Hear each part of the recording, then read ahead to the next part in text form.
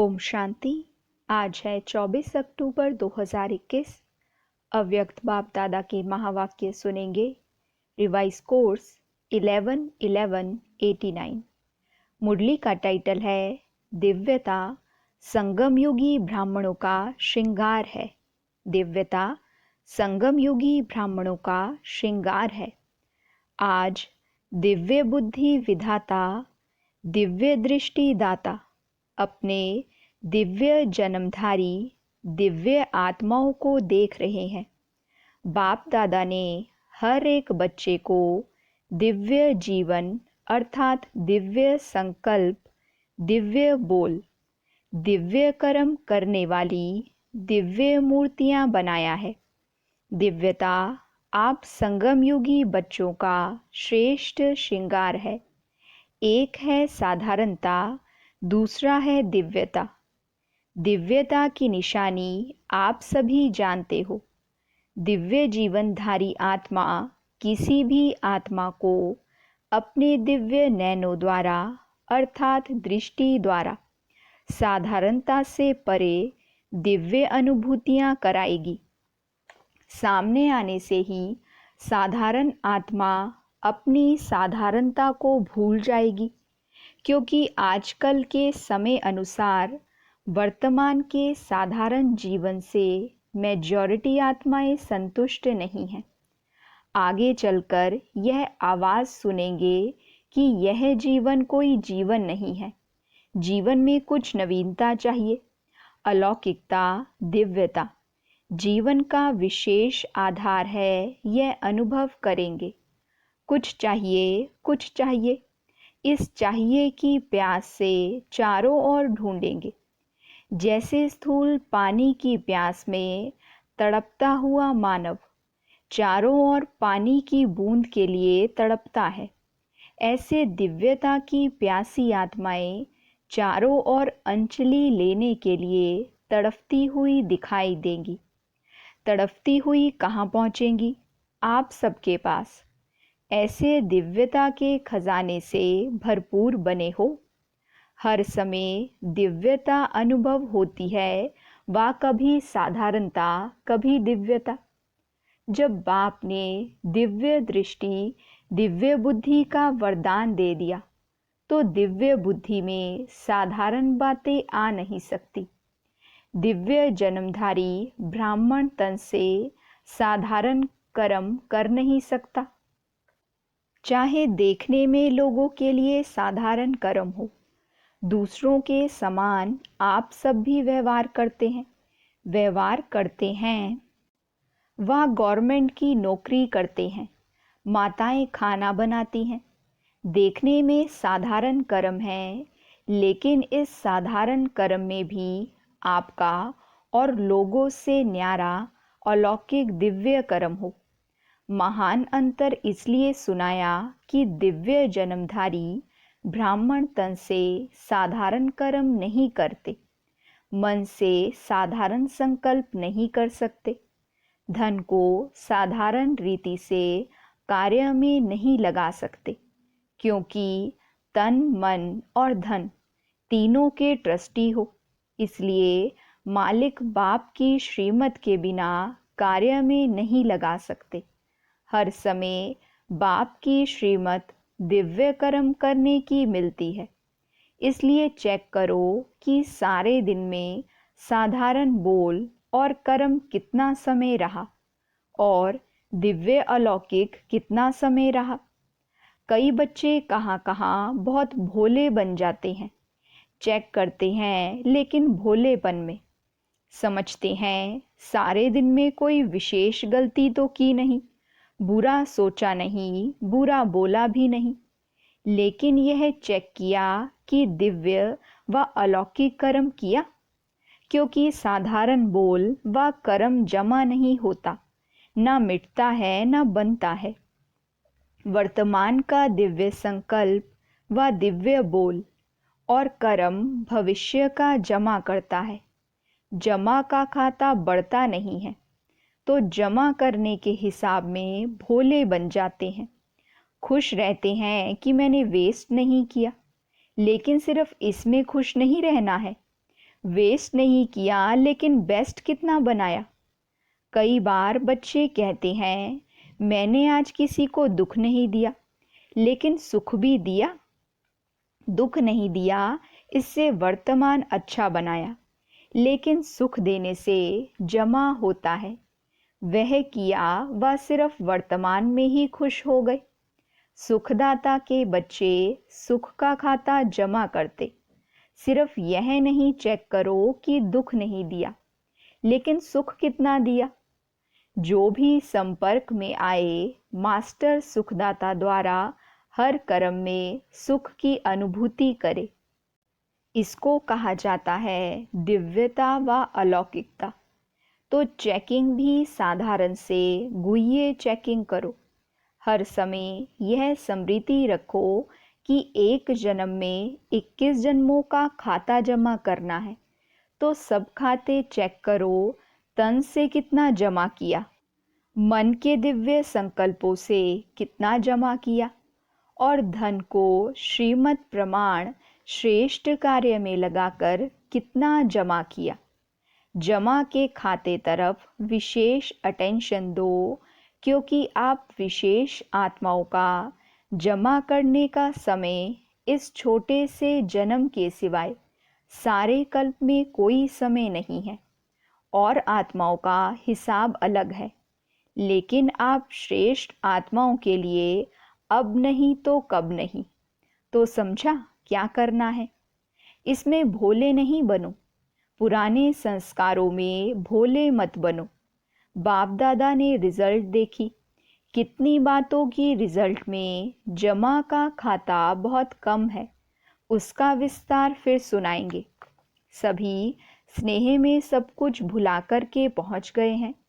बाप दादा भी बच्चों का स्नेह देख एक घड़ी के स्नेह का रिटर्न अनेक घड़ियों की प्राप्ति का देता ही रहता है। आप सभी को इतने बड़े संगठन में आने के लिए क्या क्या पक्का कराया। पहले तो पटरानी बनना पड़ेगा, 4 दिन ही रहना पड़ेगा, आना जाना ही पड़ेगा। तो सब बातें सुनते हुए भी स्नेह में पहुंच गए। यह भी अपना लक समझो जो इतना भी मिल रहा है। फिर भी जड़ मूर्तियों के दर्शन के समान खड़े खड़े रात तो नहीं बिताते हो ना। 3 पैर पृथ्वी तो सबको मिली है ना। यहाँ भी आराम से बैठे हो। जब आगे वृद्धि होगी तो स्वतः ही विधि भी परिवर्तन होती रहेगी। लेकिन सदैव यह अनुभव करो कि जो भी मिल रहा है वह बहुत अच्छा है, क्योंकि वृद्धि तो होनी ही है और परिवर्तन भी होना ही है। तो सभी को आराम से रहना, खाना मिल रहा है ना। खाना और सोना 2 चीज़ें ही चाहिए। माताओं को तो बहुत खुशी होती है, क्योंकि बना बनाया भोजन यहाँ मिलता है। वहाँ तो बनाओ, भोग लगाओ, फिर खाओ। यहाँ बना हुआ, भोग लगा हुआ भोजन मिलता है। इसलिए माताओं को तो अच्छा आराम है। कुमारों को भी आराम मिलता है, क्योंकि उन्हों के लिए भी बड़ी प्रॉब्लम खाना बनाने की ही है। यहाँ तो आराम से बना हुआ भोजन खाया ना। सदैव ऐसे इजी रहो। जिसके संस्कार इजी रहने के होते हैं, उनको हर कार्य सहज अनुभव होने के कारण इजी रहते हैं। संस्कार टाइट हैं तो सरकमस्टांस भी टाइट हो जाते हैं। संबंध संपर्क वाले भी टाइट व्यवहार करते हैं। टाइट अर्थात खींचातान में रहने वाला। तो सभी ड्रामा के हर दृश्य को देख देख हर्षित रहने वाले हो ना। व कभी अच्छे बुरे के आकर्षण में आ जाते हो, ना अच्छे में ना बुरे में। किसी में आकर्षित नहीं होना है, सदैव हर्षित रहना है। अच्छा, बॉम्बे ग्रुप से बॉम्बे निवासी बच्चे सर्व खजानों से संपन्न होना। सदा अपने को संपन्न आत्मा हूँ ऐसा अनुभव करते हो ना। संपन्नता संपूर्णता की निशानी है। संपूर्णता की चेकिंग अपनी संपन्नता से कर सकते हो, क्योंकि संपूर्णता माना सर्व खजानों से फुल होना। जैसे चंद्रमा जब संपन्न होता है तो संपन्नता उसकी संपूर्णता की निशानी होती है, इससे और आगे नहीं बढ़ेगा, बस इतनी ही संपूर्णता है। जरा भी किनारी कम नहीं होती है, संपन्न होता है। तो आप सभी ज्ञान, योग, धारणा, सेवा सभी में संपन्न, इसी को ही संपूर्णता कहा जाता है। इससे जान सकते हो कि संपूर्णता के समीप हैं या दूर हैं। संपन्न हो अर्थात संपूर्णता के समीप हो, तो सब समीप हो। कितने समीप हो? 8 तक, 100 तक या 16,000 तक। 8 की समीपता, फिर 100 की समीपता और फिर 16,000 की समीपता। कितने समीपता वाले हैं, यही चेक करना है। अच्छा है, फिर भी दुनिया के कोटों से आप बहुत बहुत भाग्यवान हो। वह तड़पने वाले हैं और आप संपन्न आत्माएं हो, प्राप्ति स्वरूप आत्माएं हो। यह खुशी है ना? रोज अपने से बातें करो कि हमारे सिवाय और कौन खुश रह सकता है। तो यही वरदान सदा स्मृति में रखना कि समीप है, संपन्न है। अभी तो समीप मिलना भी हो गया। जैसे स्थूल में समीप अच्छा लगता है, वैसे स्थिति में भी सदा समीप अर्थात सदा संपन्न बनो। अच्छा, गुजरात पूना ग्रुप। सभी दृष्टि द्वारा शक्तियों के प्राप्ति की अनुभूति करने के अनुभवी होना। जैसे वाणी द्वारा शक्ति की अनुभूति करते हो, मुरली सुनते हो तो समझते हो ना शक्ति मिली। ऐसे दृष्टि द्वारा शक्तियों की प्राप्ति के अनुभूति के अभ्यासी बने हो, या वाणी द्वारा अनुभव होता है, दृष्टि द्वारा कम। दृष्टि द्वारा शक्ति कैच कर सकते हो, क्योंकि कैच करने के अभ्यासी होंगे तो दूसरों को भी अपने दिव्य दृष्टि द्वारा अनुभव करा सकते हैं।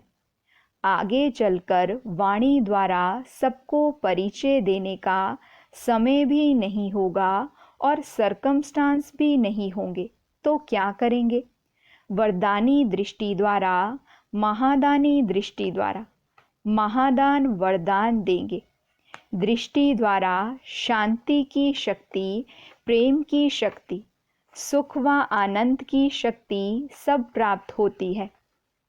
जड़ मूर्तियों के आगे जाते हैं तो जड़ मूर्तियां बोलती तो नहीं है ना, फिर भी भक्त आत्माओं को कुछ ना कुछ प्राप्ति होती है, तब तो जाते हैं ना। कैसी प्राप्ति होती है? उनके दिव्यता के वाइब्रेशन से और दिव्य नैनों की दृष्टि को देख वाइब्रेशन लेते हैं। कोई भी देवता या देवी की मूर्ति में विशेष अटेंशन नैनों के तरफ देखेंगे।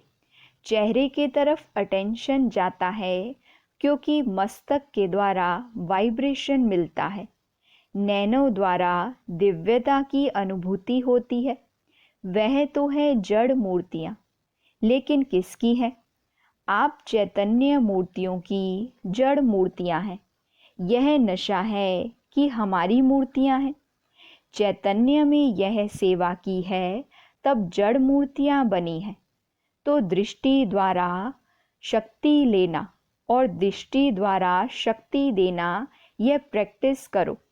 शांति के शक्ति की अनुभूति बहुत श्रेष्ठ है। जैसे वर्तमान समय साइंस की शक्ति का कितना प्रभाव है, हर एक अनुभव करते हैं, लेकिन साइंस की शक्ति निकली किससे? साइलेंस की शक्ति से ना। जब साइंस की शक्ति अल्पकाल के लिए प्राप्ति करा रही है, तो साइलेंस की शक्ति कितनी प्राप्ति कराएगी? तो बाप के दिव्य दृष्टि द्वारा स्वयं में शक्ति जमा करो, तो फिर जमा किया हुआ समय पर दे सकेंगे। अपने लिए ही जमा किया और कार्य में लगा दिया, अर्थात कमाया और खाया। जो कमाते हैं और खा कर के ख़त्म कर देते हैं, उनका कभी जमा नहीं होता, और जिसका जमा का खाता नहीं होता उसको समय पर धोखा मिलता है। धोखा मिलेगा तो दुख की प्राप्ति होगी। ऐसे ही साइलेंस की शक्ति जमा नहीं होगी, दृष्टि के महत्व का अनुभव नहीं होगा, तो लास्ट समय श्रेष्ठ पद प्राप्त करने में धोखा खा लेंगे, फिर दुख होगा, पश्चाताप होगा। इसलिए अभी से बाप की दृष्टि द्वारा प्राप्त हुई शक्तियों को अनुभव करते जमा करते रहो। तो जमा करना आता है। जमा होने की निशानी क्या होगी? नशा होगा। जैसे साहूकार लोगों के चलने बैठने उठने में नशा दिखाई देता है, और जितना नशा होता उतनी खुशी होती है। तो यह है रूहानी नशा। इस नशे में रहने से खुशी स्वतः होगी। खुशी ही जन्म सिद्ध अधिकार है। सदा खुशी की झलक से औरों को भी रूहानी झलक दिखाने वाले बनो। इसी वरदान को सदा स्मृति में रखना। कुछ भी हो जाए, खुशी के वरदान को खोना नहीं। समस्या आएगी और जाएगी, लेकिन खुशी नहीं जाए, क्योंकि खुशी हमारी चीज़ है, समस्या परिस्थिति है, दूसरे के तरफ से आई हुई है। अपनी चीज़ को तो सदा साथ रखते हैं ना, पराई चीज़ तो आएगी भी और जाएगी भी। परिस्थिति माया की है, अपनी नहीं है। अपनी चीज़ को खोना नहीं होता है, तो खुशी का खोना नहीं, तो खुशी को खोना नहीं। चाहे यह शरीर भी चला जाए, लेकिन खुशी नहीं जाए। खुशी से शरीर भी जाएगा तो बढ़िया मिलेगा, पुराना जाएगा नया मिलेगा। तो गुजरात और महाराष्ट्र वाले इस महानता में सदा रहना, खुशी में महान बनना। अच्छा, आंध्र प्रदेश कर्नाटक ग्रुप, इस ड्रामा के अंदर विशेष पार्ट बजाने वाली विशेष आत्माएं हैं, ऐसे अनुभव करते हो। जब अपने को विशेष आत्मा समझते हैं तो बनाने वाला बाप स्वतः याद रहता है। याद सहज लगती है, क्योंकि संबंध याद का आधार है। जहाँ संबंध होता है वहाँ याद स्वतः सहज हो जाती है। जब सर्व संबंध एक बाप से हो गए तो और कोई रहा ही नहीं। एक बाप सर्व संबंधी है। इस स्मृति से सहज योगी बन गए। कभी मुश्किल तो नहीं लगता। जब माया का वार होता है तब मुश्किल लगता है। माया को सदा के लिए विदाई देने वाले बनो। जब माया को विदाई देंगे तब बाप की बधाइयाँ बहुत आगे बढ़ाएंगी। भक्ति मार्ग में कितनी बार मांगा कि दुआएं दो, ब्लेसिंग दो, लेकिन अभी बाप से ब्लेसिंग लेने का सहज साधन बता दिया है। बाप ने अभी ब्लेसिंग लेने का सहज साधन बता दिया है। जितना माया को विदाई देंगे उतनी ब्लेसिंग स्वतः मिलेगी। परमात्म दुआएं एक जन्म नहीं, लेकिन अनेक जन्म श्रेष्ठ बनाती हैं। सदा यह स्मृति में रखना कि हम हर कदम में बाप की, ब्राह्मण परिवार की दुआएं लेते सहज उड़ते चलें। ड्रामा में विशेष आत्माएं हो, विशेष कर्म कर अनेक जन्मों के लिए विशेष पाठ बजाने वाले हो। साधारण कर्म नहीं, विशेष कर्म, विशेष संकल्प और विशेष बोल हो। तो आंध्र वाले विशेष सेवा यही करो कि अपने श्रेष्ठ कर्म द्वारा, अपने श्रेष्ठ परिवर्तन द्वारा अनेक आत्माओं को परिवर्तन करो। अपने को आईना बनाओ और आपके आईने में बाप दिखाई दे। ऐसी विशेष सेवा करो। तो यही याद रखना कि मैं दिव्य आईना हूँ, मुझ आईने द्वारा बाप ही दिखाई दे। समझा? अच्छा, सदा हर कदम में दिव्यता अनुभव करने वाले और कराने वाले दिव्य मूर्तियों को, सदा अपने जमा के खाते को बढ़ाने वाले नॉलेजफुल आत्माओं को, सदा हर समस्या को ईजी स्थिति द्वारा ईजी पार करने वाले ऐसे समझदार बच्चों को, अनेक आत्माओं के जीवन की प्यास को बुझाने वाले मास्टर ज्ञान सागर श्रेष्ठ आत्माओं को, ज्ञान सागर बाप दादा का याद प्यार और नमस्ते। हम रूहानी बच्चों की रूहानी बाप दादा को नमस्ते, गुड मॉर्निंग, शुक्रिया बाबा, शुक्रिया। वहाँ मेरा भाग्य, वहाँ मेरे भाग्य विधाता बाबा। वरदान है, सदा एक रस स्थिति के तख्त पर विराजमान रहने वाले बाप दादा के दिल तख्त नशीन भव। सदा एक रस स्थिति के तख्त पर विराजमान रहने वाले बाप दादा के दिल तख्त नशीन भव। डिटेल है, सभी से श्रेष्ठ तख्त बाप दादा के दिल तख्त नशीन बनना है, लेकिन इस तख्त पर बैठने के लिए अचल अडोल एक रस स्थिति का तख्त चाहिए। अगर इस स्थिति के तख्त पर स्थित नहीं हो पाते तो बाप दादा के दिल रूपी तख्त पर स्थित नहीं हो सकते। इसके लिए अपने भ्रिकुटी के तख्त पर अकाल मूर्त बन स्थित हो जाओ। इस तख्त से बार बार डगमग ना हो तो बाप दादा के दिल तख्त पर विराजमान हो सकेंगे। स्लोगन है, शुभ चिंतन द्वारा नेगेटिव को पॉजिटिव में परिवर्तन करो। शुभ चिंतन द्वारा नेगेटिव को पॉजिटिव में परिवर्तन करो। अच्छा, ओम शांति।